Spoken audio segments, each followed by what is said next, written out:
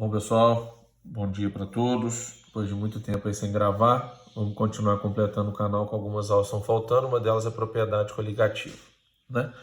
Um assunto aí que ele aparece por tabela no Enem, mas que é interessante você saber porque ele afeta em outros pontos aí da química.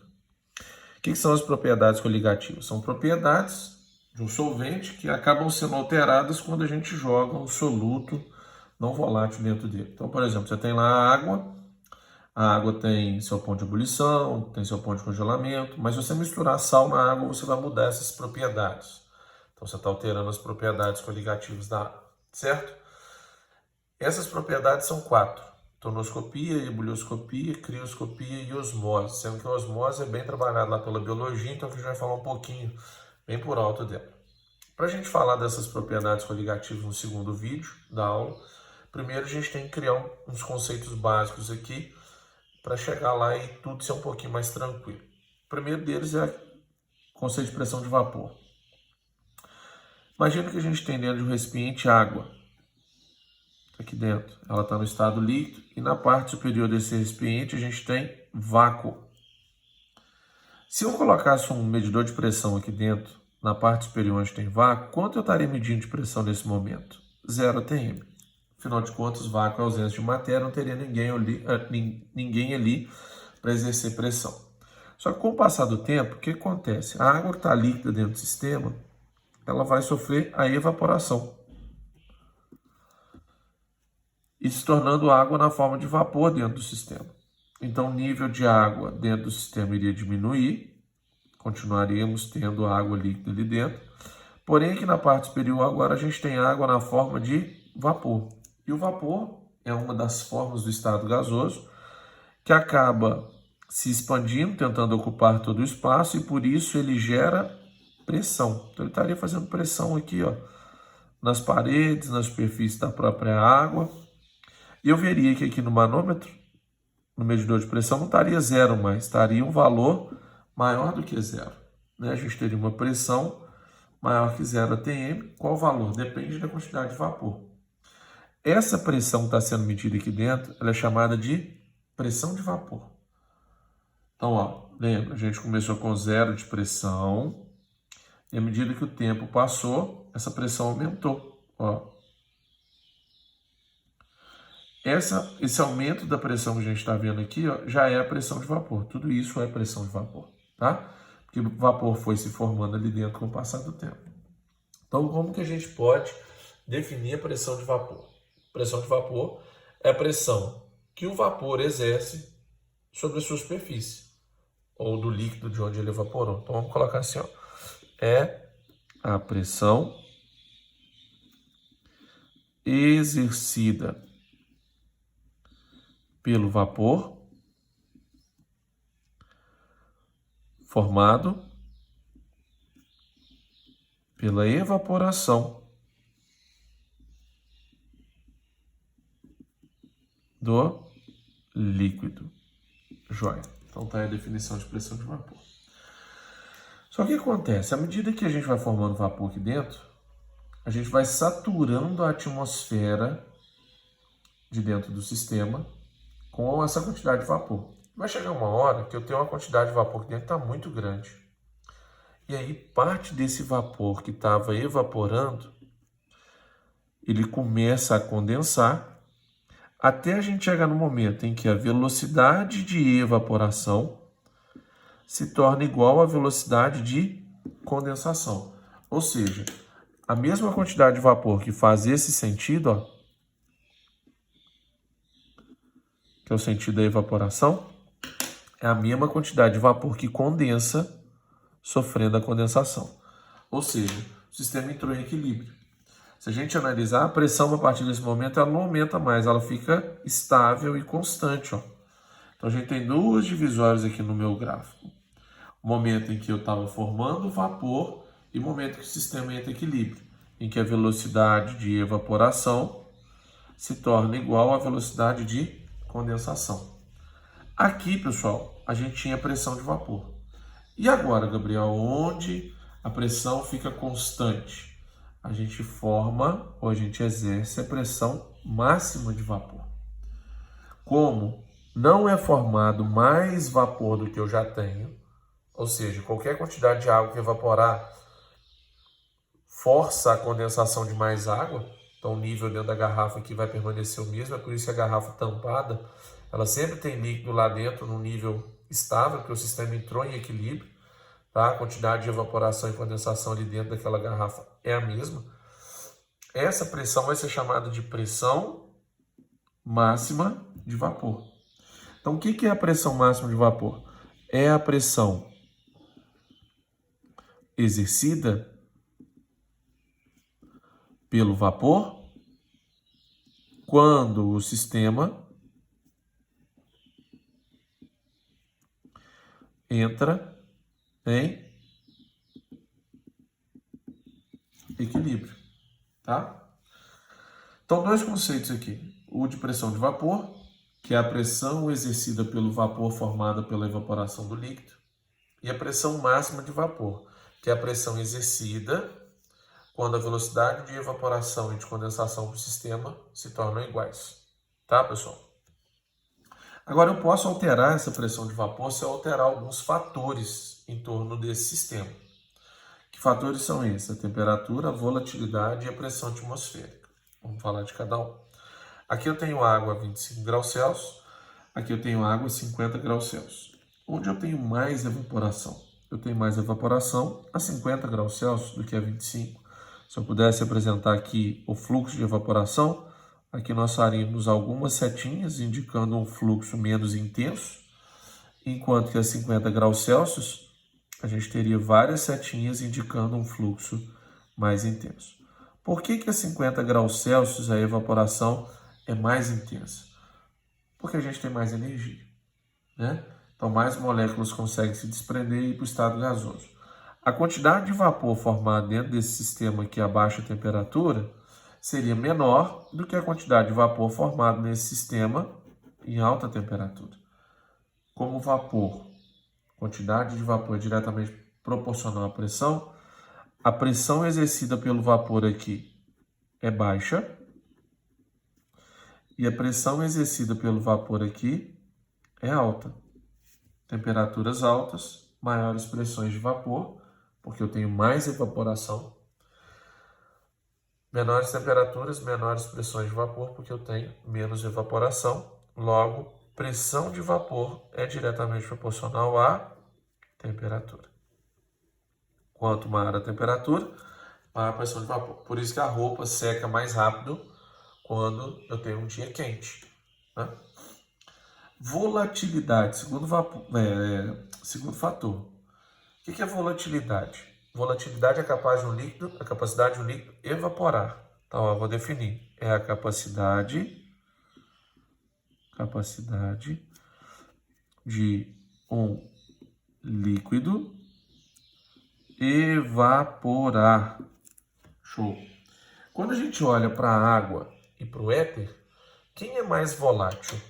Bom, o éter evapora muito mais fácil, então o éter é mais volátil, enquanto que a água tem mais dificuldade de evaporar quando comparada com o éter, então ela é menos volátil.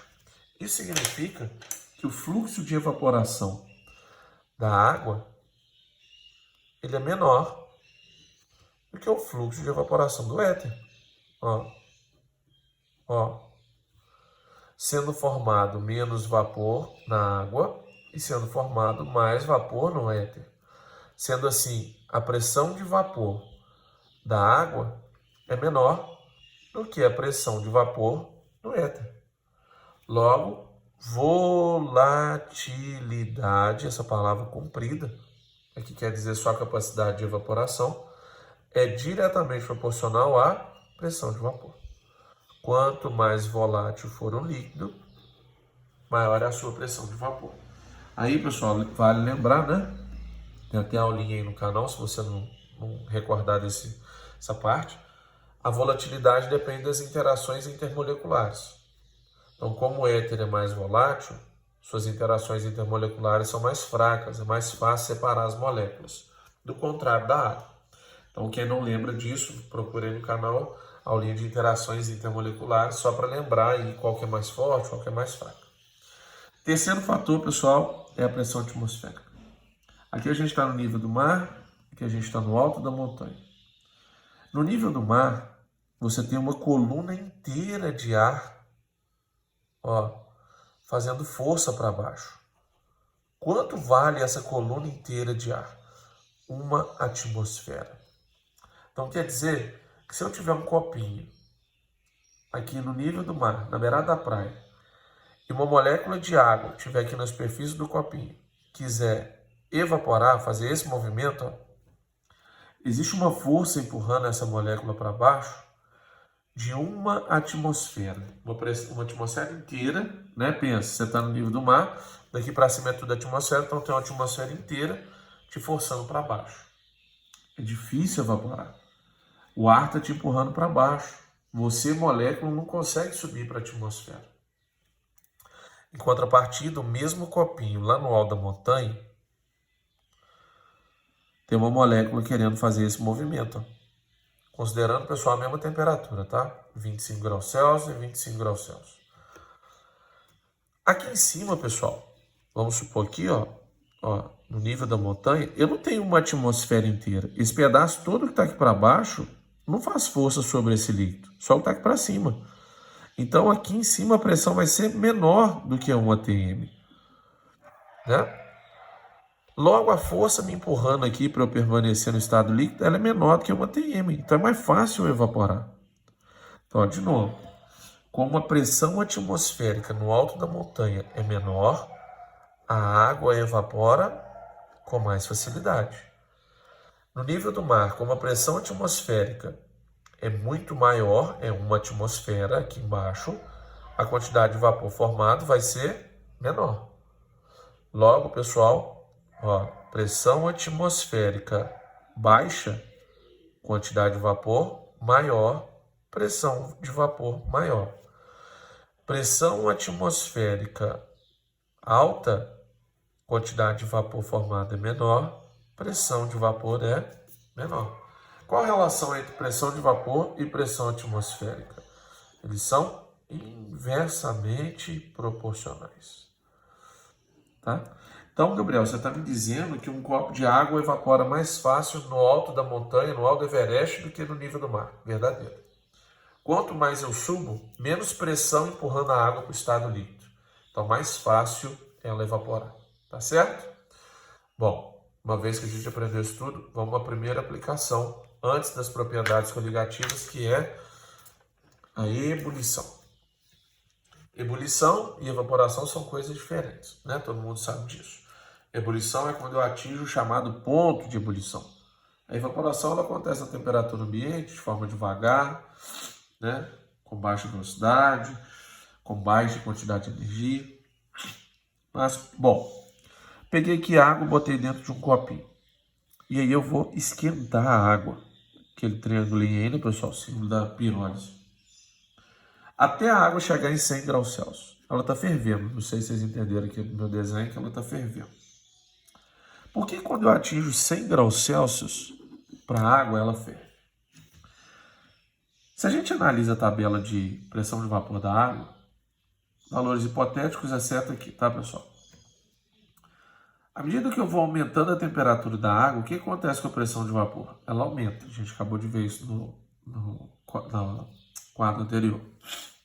Então, aumenta a temperatura da água, a pressão de vapor aumenta. Só que o que me chama a atenção é aqui, ó. O que acontece quando a água atinge 100 graus Celsius? A gente fala que ela entra em ebulição. Por que ela entra em ebulição a 100 graus Celsius?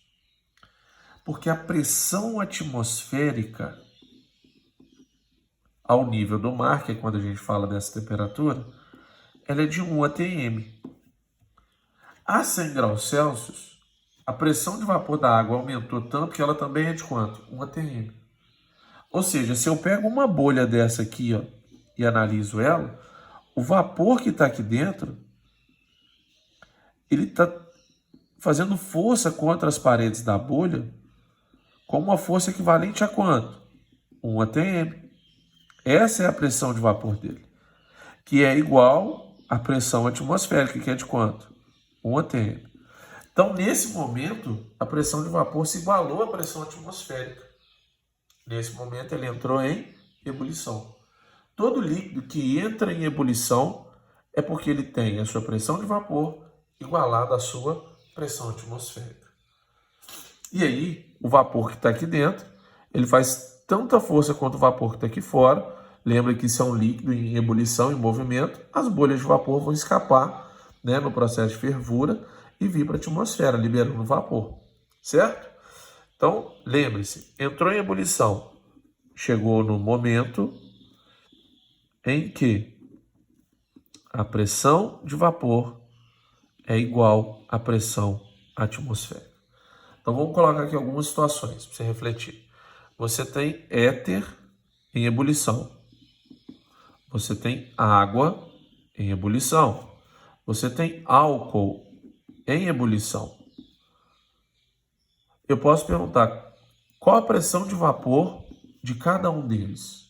E a resposta sempre vai ser 1 atm. Por que, Gabriel?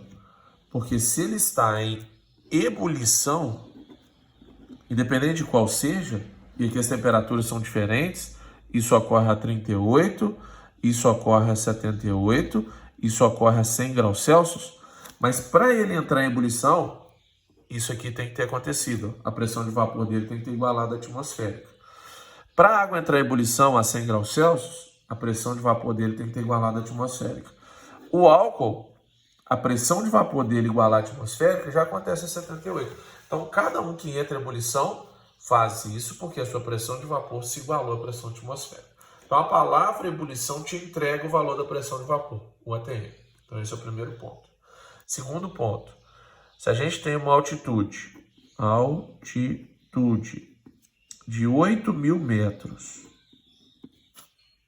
e a gente tem uma altitude de 0 metro, a água, nós estamos falando da água, tá, gente?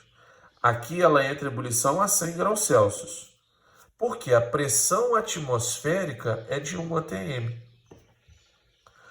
Em contrapartida, a 8.000 metros de altitude, topo do Everest, né, 8.800 alguma coisa, arredondando aqui, ela entra a 78 graus Celsius. Por quê? Porque a pressão atmosférica lá em cima é bem menor do que 1 atm. Então, eu não preciso aquecer a água para atingir 1 atm, para chegar a 100 graus Celsius. Não preciso. Eu posso chegar lá em, vamos supor que 0,7 atm, já igualou a pressão atmosférica e ela entrou em ebulição. Então, ó, só representando, tá? Água no Rio de Janeiro, água no Everest. A pressão atmosférica aqui é de 1 atm. Logo, para que a bolha aqui dentro tenha 1 atm, a gente precisa atingir 100 graus Celsius. No Everest, a pressão atmosférica é de 0,7 atm, exemplo. Para que a bolha aqui dentro chegue a 0,7 atm, eu não preciso chegar mais a 100 graus Celsius. Isso acontece a 78. E aí a água entra em ebulição. Por quê, Gabriel? Porque eu igualei a pressão atmosférica à pressão de vapor. E aqui no Rio a água entra em ebulição, porque eu igualei a pressão atmosférica à pressão de vapor. Então lembre-se, subiu a montanha, pressão de vapor cai, ponto de ebulição cai junto. Próxima aula, tonoscopia, ebulioscopia, crioscopia e osmose. Tamo junto, valeu pessoal!